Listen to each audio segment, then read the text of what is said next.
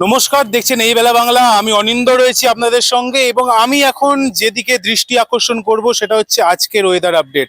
আপনার প্রত্যেকেই জানেন বিগত এক সপ্তাহ ধরে ভারী থেকে ভারী বৃষ্টিপাত, অতি ভারী বৃষ্টিপাত কলকাতার আকাশে হয়ে চলেছে এবং আজকের থেকে শুরু করে আগামী এক সপ্তাহ এই ভারী বৃষ্টিপাতের থেকে রেহাই আসতে চলেছে। কারণ যে নিম্নচাপ বঙ্গোপসাগরের ওপর তৈরি হয়েছিল সেই নিম্নচাপের জের কিছুটা হলেও ওড়িশা এবং বিহারের দিকে ঘুরে যাওয়ার জন্য আগামী এক সপ্তাহ আকাশে ভারী থেকে অতি ভারী বৃষ্টিপাতের কোনো সম্ভাবনা নেই।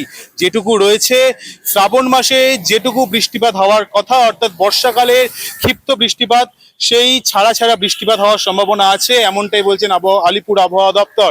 হাওয়া অফিস থেকে আরও খবর উঠে আসছে, দক্ষিণবঙ্গের বেশ কিছু জেলা ছাড়া উত্তরবঙ্গের বিশেষ কিছু জেলা কালিম্পং, কার্শিয়াং সহ দার্জিলিং একাধিক জেলাতে কিন্তু ভারী বৃষ্টিপাতের সম্ভাবনা রয়েছে। তার সাথে ভূমিধস এবং চূড়ান্তভাবে ঝোড়ো হাওয়া বওয়ার সম্ভাবনা রয়েছে। একই সাথে সাথে কমলা সতর্কতা জারি করা হয়েছে উত্তরবঙ্গের বিশেষ বিশেষ কিছু জেলাগুলিতে। তারই সাথে জানানো হয়েছে হাওয়া অফিস থেকে বিশেষ সতর্কতা যাতে মেনটেন করা হয়, বিশেষ সতর্কতাও জারি করা হয়েছে।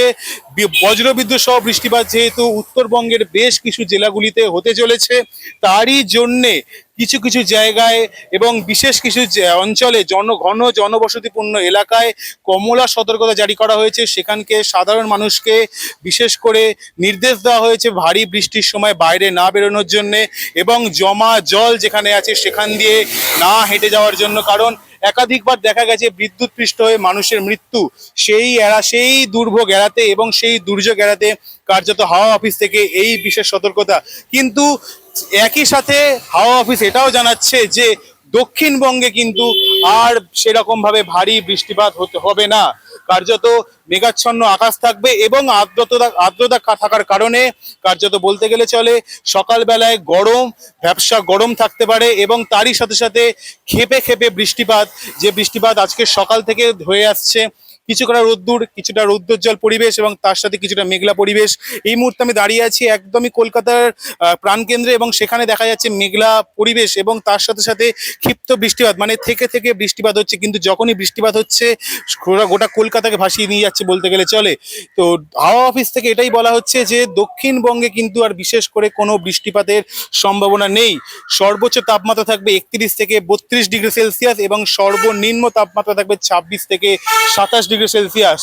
এই যে দক্ষিণবঙ্গে বৃষ্টির প্রকোপ কাটলো, মেঘাচ্ছন্ন পরিবেশ থাকবে, কিন্তু একই সাথে হাওয়া অফিস যেটা বারবার জানাচ্ছে, আমিও বারবারই বলে যাচ্ছি, উত্তরবঙ্গে কালিম্পং, কার্শিয়াং, দার্জিলিং সহ শিলিগুড়ি এবং বিশেষ কিছু জায়গায় কমলা সতর্কতা জারি করা হয়েছে, যার জেরে কিন্তু ভারী থেকে অতি ভারী বৃষ্টিপাত হতে পারে এবং বিশেষ সতর্কতা মেনে নিয়ে চলার কথা বলা হচ্ছে হাওয়া অফিস থেকে।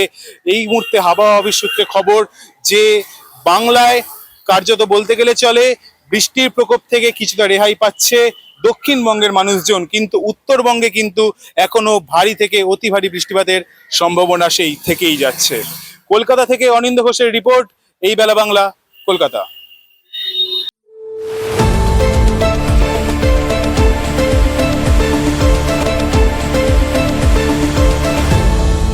আপনারা দেখছেন এই বেলা বাংলা, শিরোনামে সবার আগে।